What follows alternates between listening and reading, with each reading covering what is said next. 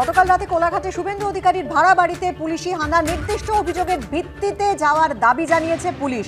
Police বলছে এক দুষ্কৃতীর খোঁজে পুলিশ নাকি সেখানে গিয়েছিল।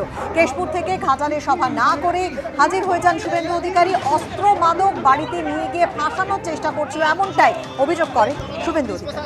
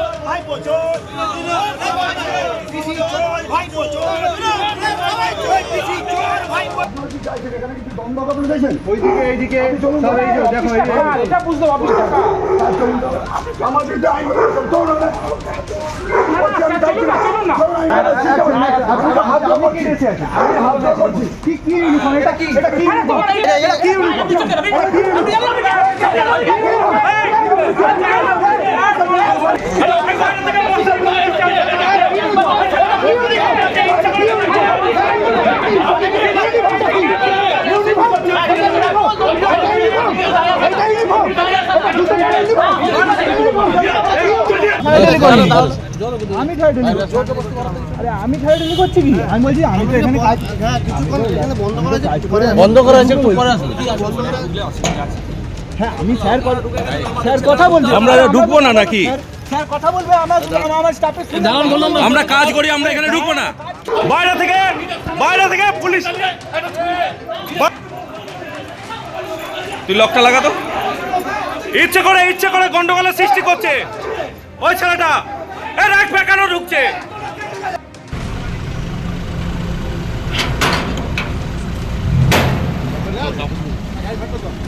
তিনি এর বিরুদ্ধে আদালতের দ্বারস্থ হচ্ছেন এবং তিনি যেটা জানাচ্ছেন যে প্ল্যান্ট করা হচ্ছিল যে সম্পূর্ণভাবে অস্ত্র বা মাদক বা কোনোভাবে টাকা তার বাড়িতে বা তার যে ঘর যেটা ভাড়া বাড়ি তিনি বলছেন সেই জায়গায় এসে রেখে দেওয়ার একটা পরিকল্পনা।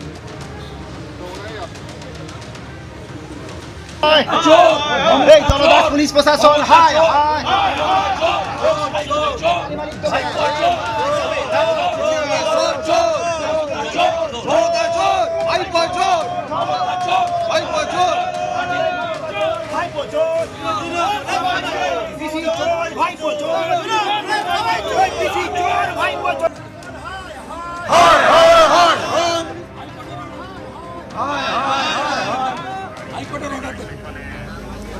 সুপ্রিম কোর্ট ঘুরে এসছে। দেখুন হাইকোর্টের অর্ডার দেখুন।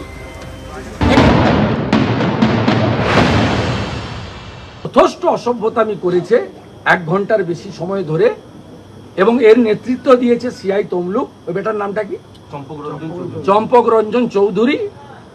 আর যিনি নন্দীগ্রামে গণহত্যার সময় নন্দীগ্রামের ওসি ছিলেন, আর এখানে ওসি সৌরভ চীনা। এবং আমাদের লোকেরা পরে যখন যায়, তারপরে তারা আমাকে বলছে যে আইপ্যাকের লোকজনও সাথে ছিল এবং তারা ছোট হাতিতে করে বস্তায় করে কিছু নয় অস্ত্র, নয় ড্রাগ, নয় টাকা নিয়ে গেছিল। আমি অবাক, কোন রাজ্যে বসবাস করছি? আপনি ইসিআইর অনুমোদন নেবেন না, হাইকোর্টে কমিট করেছেন সার্চ ওয়ারেন্ট নেবেন না, ভিডিওগ্রাফি করবেন না, মিডিয়াকে ডাকবেন না, leader of opposition equivalent to cabinet minister. এবং হাইকোর্টে আমার প্রোটেকশন আছে। আপনার মুখ্যমন্ত্রী সুপ্রিম কোর্টে গেছিল, সুপ্রিম কোর্ট হাইকোর্টে ফিরিয়ে দিয়েছে, স্টে দেয়নি, আপনার আবেদন শোনেনি, তারপরেও আপনি এই জিনিস করবেন। আমি এখানে এসেছিলাম, তা পুরুষ ওসি এবং সিআই দুজনই নেই। ইলেকশন কমিশন কেন সৌরভ চীনা এবং সিআই তমলুককে সাসপেন্ড করবে না? আমি ইলেকশন কমিশনে কমপ্লেন করছি। আমার ভিডিও সিসিটিভি ফুটেও যে আমি ট্রান্সফার চাইছি না, সাসপেনশন চাইছি। ইমিডিয়েটলি সাসপেন্ড করতে হবে, এবং যদি এসপির নির্দেশে থাকে এসপিকেও এখানে সাসপেন্ড করতে হবে বা ট্রান্সফার করতে হবে। এর পিছনে কে আছে আমি জানতে চাই। আর আগামীকাল আমার লয়ার হাইকোর্টে একটি ক্যান অ্যাপ্লিকেশন করছেন, যেহেতু এই কাজটা তারা এখানে করেছে। আইনি পথে আমি লড়বো। আর গোটা বাংলার জনগণকে আমি বলছি, কোন রাজত্বে আছেন দেখুন। যখন ভাইপোর বাড়িতে ভাইপোকে বা কাউকে ডেকেছে ওদের? সিবিআই ইডি নোটিশ করে ডেকেছে?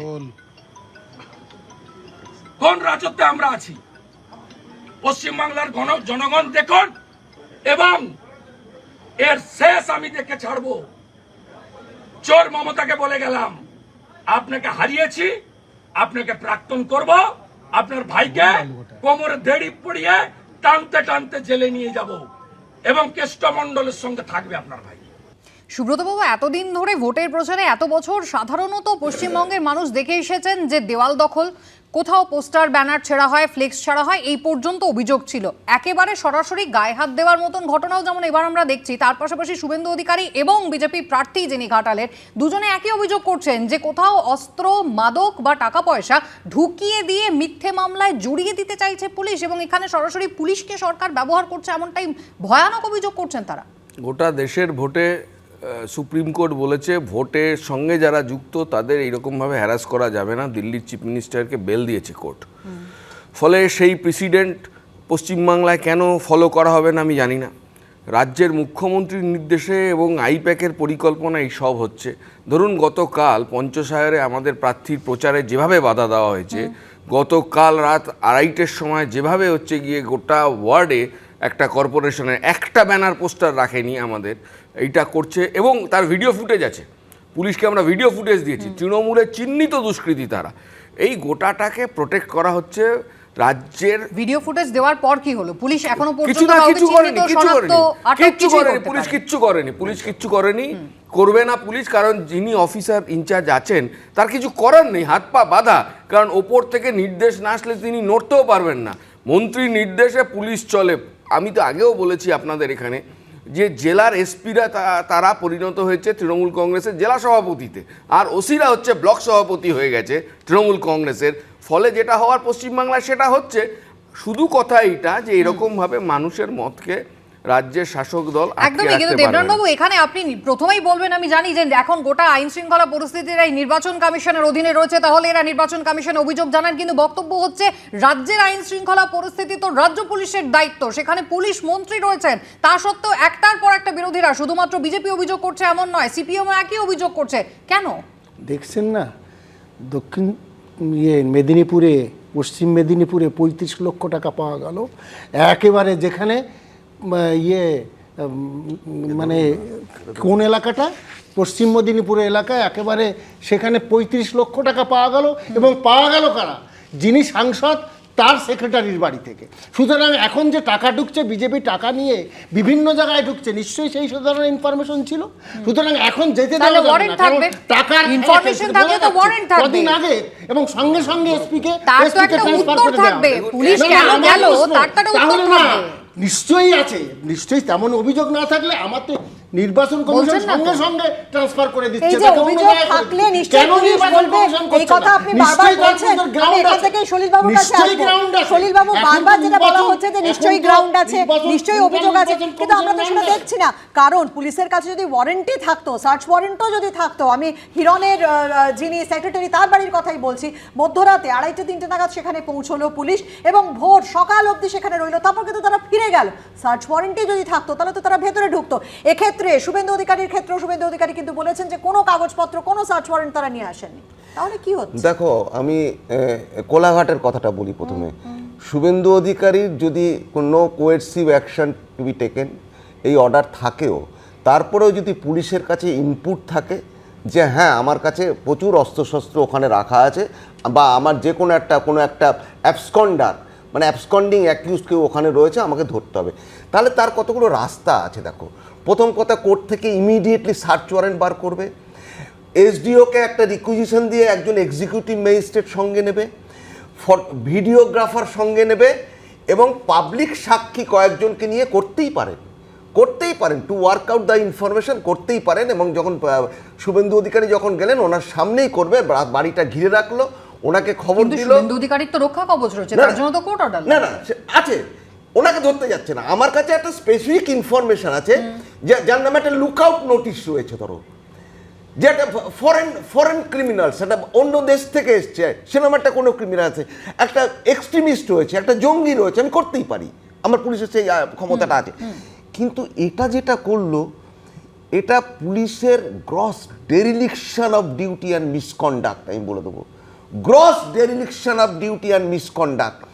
এর এগেনস্টে পুলিশকে কিন্তু আলটিমেটলি পুলিশকে পাঠার বলি হতে হবে। এই অফিসার ইনচার্জ এবং সিআই যারা গিয়েছিল, যাদের পরামর্শে গিয়েছিল, যাদের নির্দেশে গিয়েছিল, তাদের কিন্তু কিচ্ছু হবে না, তাদের কিন্তু কিচ্ছু হবে না। আমি বলছি মারা পড়বে কারা? গ্রাসরুট লেভেলের অফিসাররা, তারা মারা কিন্তু পড়বে। এখানে যে প্রশ্নটা উঠবে সেটা হচ্ছে যে পুলিশের অতি সক্রিয়তা, কার নির্দেশে পুলিশ পৌঁছলো সেই প্রশ্ন যেমন উঠবে, তার পাশাপাশি শিলিগুড়িতে রামকৃষ্ণ মিশনের যে আশ্রম, সেখানে যে হামলার ঘটনা ঘটলো, জমি মাফিয়া যাদের বিরুদ্ধে অভিযোগ দায়ের হলো, মূল অভিযুক্ত যিনি, তিনি 1 ঘন্টা পরে সে পাল্টা এফআইআর করে দিলেন রামকৃষ্ণ মিশনের বিরুদ্ধে। 2 দিন কেটে গিয়েছে, রবিবারের বিকেলের পর আজকে বুধবার, এখনো পর্যন্ত গ্রেফতার কোথায়? কোথায় পুলিশের সক্রিয়তা? এখানে পুলিশের অস্তিত্ব কোথায়? পুলিশের বিরুদ্ধে বারবার অভিযোগ উঠছে, কোথাও দেখা যাচ্ছে পুলিশের অতি সক্রিয়তা, কোথাও পুলিশ চুপ, নিষ্ক্রিয় পুলিশ। কেন বারবার পুলিশের ভূমিকা নিয়ে প্রশ্ন উঠবে? শিলিগুড়ির রামকৃষ্ণ মিশনের যে ঘটনা, সেই আশ্রমে জমি মাফিয়ার হামলার যে ঘটনা, তাতেও কিন্তু পুলিশের ভূমিকা প্রশ্নের মুখে। রবিবার ভোরে হামলার পর সেদিন বিকেলেই প্রদীপ রায়ের বিরুদ্ধে থানায় এফআইআর করে রামকৃষ্ণ মিশন কর্তৃপক্ষ। 1 ঘন্টার মধ্যে সেই প্রদীপ রায় আবার একই থানায় রামকৃষ্ণ মিশনের স্বামী অক্ষয়ানন্দের বিরুদ্ধে পাল্টা এফআইআর করে। কেন তাকে ছোঁয়নি পুলিশ? 2 দিন পরও কেন অধরা মূল অভিযুক্ত? স্বাভাবিকভাবে প্রশ্ন উঠছে।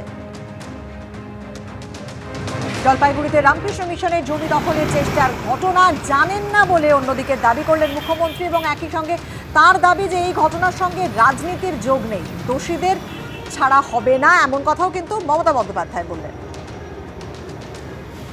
আমার তো নলেজেই নেই কোনো জায়গায় কোনো গন্ডগোল হয়েছে বা কোনো আশ্রমের পর কেউ আক্রমণ করেছে। আমি এটাকে সাপোর্ট করি না এবং আমাদের কেউ নেই। যদি খুঁজে বের করতে পারেন, আমি কথা দিচ্ছি আমাদের যা ব্যবস্থা নেওয়ার আমরা নেব। এটার সাথে রাজনীতির কোনো সম্পর্ক নেই, আর থাকবেও না। দেবনাথবাবু, মমতা বন্দ্যোপাধ্যায় বলছেন এর সঙ্গে কোনো রাজনীতির সম্পর্ক নেই। শনিবারের মন্তব্য, রোববার ভোররাতে হামলার ঘটনা, এখনো পর্যন্ত কিন্তু রামকৃষ্ণ মিশনের যারা মঠের সাধু সন্ত, তারা কিন্তু ভরসা রাখছেন প্রশাসনের ওপরে। 48 ঘন্টার বেশি সময় কেটে গিয়েছে, কাউকে এখনো গ্রেফতার করা যায়নি। আপনার কি মনে হয় হবে? এইটে সমস্যাটা কিন্তু জমি জমার ব্যাপারটা, এবং এটা নিয়ে বহুদিন কেস চলছে। এই কেস এখনও কন্টিনিউয়াস, এই পর্যন্ত আমরা জানি। এই কেস নিয়ে ওরা নিজেদের পারিবারিক গণ্ডগোল এবং ওদের ভিতর থেকে কেউ ইয়েকে দিয়েছিল, কিন্তু প্রশ্নটা হচ্ছে এইভাবে যে হামলাটা করেছে, না হামলাটা হয়েছে অন্যায়, না নিঃসন্দেহে হামলাটা অন্যায়। এইভাবে রূঢ়ভাবে এমনভাবে বেঁধে নিয়ে এবং যে জিনিসটা অবশ্যই প্রশাসনের উপরে ভরসা যারা রাখছেন, সেই প্রশাসনিক প্রধান তথা রাজ্যের মুখ্যমন্ত্রী এবং পুলিশ মন্ত্রী, তিনি জানেনই না এরকম হামলার ঘটনা হয়েছে। এরপরে সলিলবাবু, আপনার মনে হয় যে অ্যারেস্টের ঘটনা ঘটবে? কথা মনে করাই যে সন্দেশখালীও প্রথমে জমি নিয়েই ঝামেলা ছিল, সেখানে শেখ শাহজাহানকে ধরতে 56 দিন লাগিয়েছিলেন এবং কোর্টে পেশ করার সময় লিটারালি তাকে গার্ড অফ অনার দিয়ে পেশ করেছিলেন। 19 দিন দেরি হলো কেন? এখানে পারিবারিক নয়, একেবারে কোর্ট অর্ডার রয়েছে, যথাযথভাবে জমির যে মালিকানা তা নিয়ে রামকৃষ্ণ মিশনের হাতে পরিষ্কার কোর্ট অর্ডার রয়েছে। সলিলবাবু, কতটা আশাবাদী আপনি অভিযুক্তদের ধরতে পারবে কিনা? আচ্ছা দাঁড়াও, যে ঘটনাটা ঘটেছে কি ঘটনা বলো? 20-25 জন লোক being armed with fire arms, লাঠি সোটা লোহার রড নিয়ে তারা ঢুকলো, ট্রেসপাস করলো, ঢুকে মারধর করলো, কারুর আমরা তোমাদের এখানে দেখেছি মোবাইল ছিনতাই করলো, এবং তাদের অপহরণ করে তাদের বাড়ির বাইরে বার করে নিয়ে গিয়ে অনেক দূরে গিয়ে রাস্তায় নামিয়ে দিল। তাহলে এটা কি হলো বলো? প্রথম কথা হচ্ছে যে 5 বা ততোধিক লোক যদি অন্যায়ভাবে ঢোকে রাত্রিবেলা অ্যাট দ্য পয়েন্ট অফ গান, তার কাছ থেকে যদি একটা টাকা পর্যন্ত নয়, that is a case of dacoity. 395 at the point of gun, 398 আইপিসিতে মামলা হওয়া উচিত। এবং তার সঙ্গে এই যে অপহরণ করলো, টেম্পোরারিলিও যে নিয়ে চলে গেল, তার এগেনস্ট হিজ কনসেন্ট, সেটা হচ্ছে 364 ধারাতে মামলা হবে। সেটা করলো না। কি কেস করলো? 457, এটা লার্কিং হাউস ট্রেসপাস করলো। আচ্ছা, 427 একটা অধর্তব্য অপরাধ, 506 ক্রিমিনাল ইন্টিমিডেশন, মানে অধর্তব্য। অর্থাৎ এখানেও কিন্তু পুলিশের সেই দায়সারা ভূমিকাই কিন্তু সামনে আসছে। অনেক ধন্যবাদ। আলোচনার সময়সীমা একেবারে শেষ। সলিলা, আলোচনার সময়সীমা শেষ। সকলকে ধন্যবাদ।